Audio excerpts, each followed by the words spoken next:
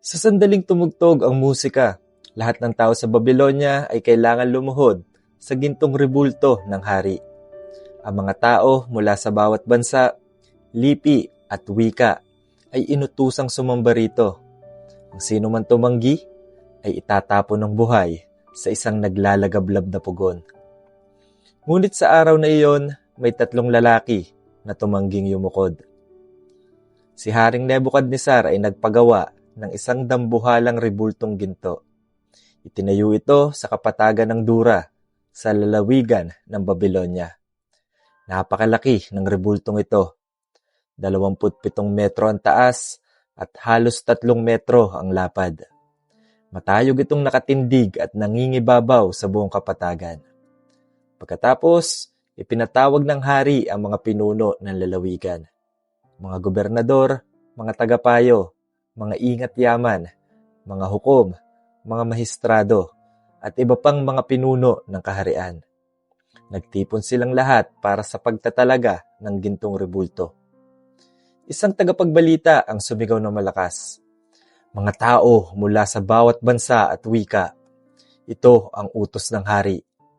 Sa sandaling marinig ninyo ang tunog ng tambuli, plauta, sitara, harpa, at iba pang mga instrumento, dapat kayong magpatira pa at sambahin ang gintong rebulto na itinayo ni Haring Nebukadnesar. Ngunit ang sino man tumanggi ay agad na itatapon sa naglalagablab na pugon. At nagsimula ang musika. Umalingaw-ngaw ang mga instrumento sa buong kapatagan. Isa-isang lumuhod ang mga tao mula sa bawat bansa. Ngunit sa gitna ng libu-libong tao, may 3 lalaking na natiling nakatayo. Sa gitna ng karamihan, may 3 Hudyong lalaki. Si Hananiah na tinawag na Shadrach, si Misael na tinawag na Meshach, at si Azarias na tinawag na Abednego. Habang tumutugtog ang musika at habang ang lahat ay nakasubsob sa lupa, ang 3 lalaki ay nanatiling nakatayo. Napansin ito ng ilang kaldeyong opisyal ng Babylonia.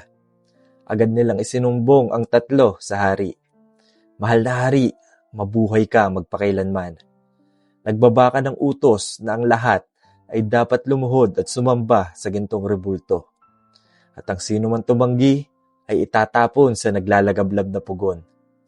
Ngunit may ilang Hudyo na tinalaga mo sa lalawigan ng Babylonia. Sina Shadrach, Meshach at Abednego. Hindi ka nila iginagalang, mahal na hari. Hindi nila pinaglilingkuran ang iyong mga Diyos. At tumatanggi silang sambahin ang gintong rebultong itinayo mo. Nang marinig ito ni Nebukadnesar, nagalit siya ng labis. Agad ipinag-utos ng hari na dalhin sa kanyang harapan ang 3 lalaki. Tiningnan sila ni Nebukadnesar at nagtanong, "Totoo ba na tumanggi kayong maglingkod sa aking mga Diyos at hindi ninyo sasambahin ang gintong rebultong itinayo ko?" Binigyan sila ng hari ng huling pagkakataon. Kapag narinig nyo ang musika, magpatira pa kayo at sambahin ang rebulto. Ngunit kung tatanggi kayo, agad kayong itatapon sa naglalagablab na pugon.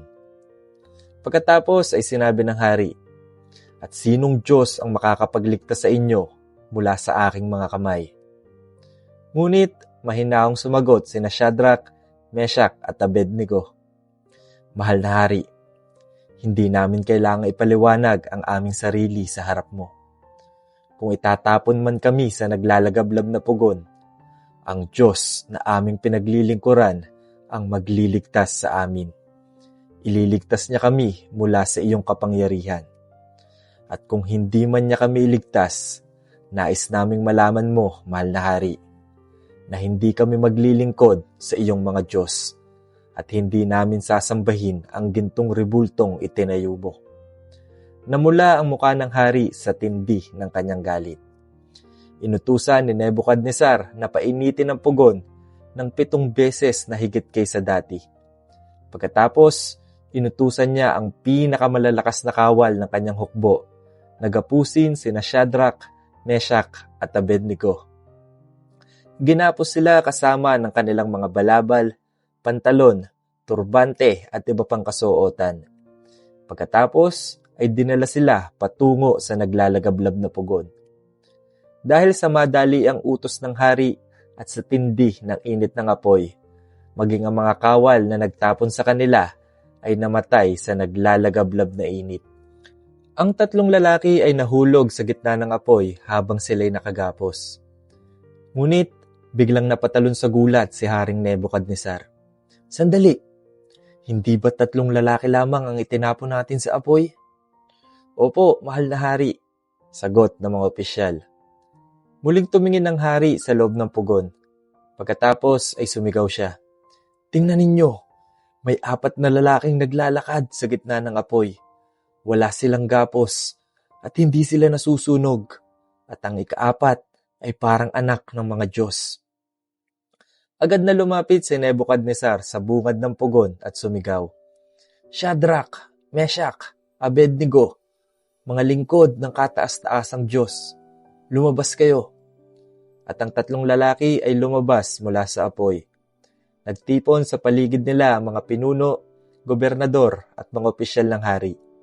At nakita ng lahat ang himala. Hindi nasaktan ng apoy ang kanilang mga katawan, kahit isang hibla ng kanilang buhok ay hindi nasunog. Hindi nasunog ang kanilang mga balabal, at hindi man lang sila nag-amoy usok. Dahil dito, nagpahayag si Nebukadnesar. Purihin ang Diyos ni Shadrach, Meshach at Abednego. Ipinadala niya ang kanyang anghel at iniligtas ang kanyang mga lingkod. Nagtiwala sila sa kanya at hindi sumunod sa utos ng hari. Walang ibang Diyos ang makapagliligtas sa ganitong paraan. Pagkatapos ay nagbaba ng bagong utos ang hari.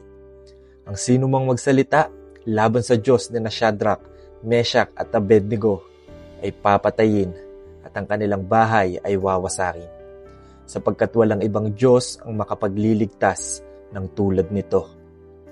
At itinaas ng hari sa katungkulan ang 3 lalaki sa lalawigan ng Babylonia.